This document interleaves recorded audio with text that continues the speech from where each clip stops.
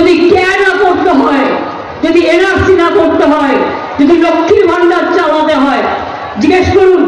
বলছি ইডির টাকা জনগণকে দিয়ে দেবো। কত পেয়েছো তুমি স্কুল ডিপার্টমেন্ট থেকে? 3000 কোটি টাকা। তাতে কি হয়? একটা লোক 21 টাকা করেও পাবে না। আর মনে আছে 15 লক্ষ টাকা করে দেবে বলেছিল ব্যাংক অ্যাকাউন্টে। কি বন্ধুগণ, কাউকে কাউকে ফোন করে বলছে আপনি আবাস যোজনা পেয়েছেন, না পেলে আপনি আবার নাম লেখান। কেন লেখাবে না? এই দেখুন আমার কাছে একটা এফআইআর কপি আছে।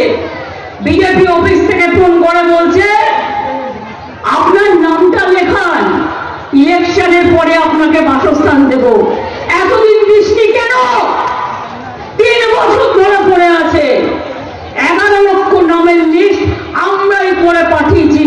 সেখান থেকে ফোন নাম্বার নিয়ে আপনাদের ফোন করছে।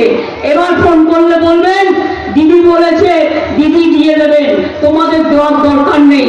আর একটা কথা বলি, বলে দেবেন তোমাদের কাছে ভিক্ষে চাইবো না, কিন্তু আমাদের নাম ইতিমধ্যে লেখা আছে, রেকর্ড করা আছে, নতুন করে নাম লেখাতে যাবেন না, তাহলে যে নামটা ছিল সেই নামটা কেটে দেবে।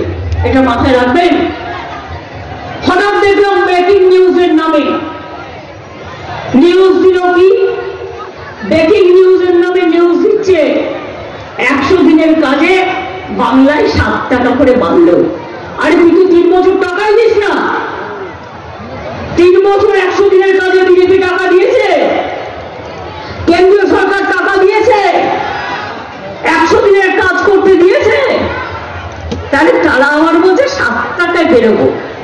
এই যেন কাটালি কলা, সর্বঘটের মিথ্যে কথা বলার কাটালি কলা। কাটালি কলা জানেন তো, সব কাজে লাগে, হলুদ গুঁড়ো, কিন্তু মিথ্যে কথায় কাজে লাগে না। এরা হচ্ছে বিচুতি পাতার দল, মিথ্যে কথা বলার দল, কুৎসা করার দল। 100 দিনের কাজের টাকা 59 লক্ষ জব কার্ড হোল্ডারদের আমরা দিয়েছি। দিয়েছি কি দিইনি? বলুন বলুন, দিয়েছি কি দিইনি? বলুন দিয়েছি কি দিইনি? চাষিরা আজকে বছরে 10,000 টাকা পান কি পান না? এমনকি সমুদ্রে যারা মাছ ধরতে যায় তাদের জন্য 2 মাসের টাকা দেওয়া হচ্ছে। আর যারা পরিযায়ী শ্রমিক প্রায় 28 লক্ষ বাইরে থাকে, কদিন আগেও উড়িষ্যা থেকে 20-25 জনকে নিয়ে এলাম।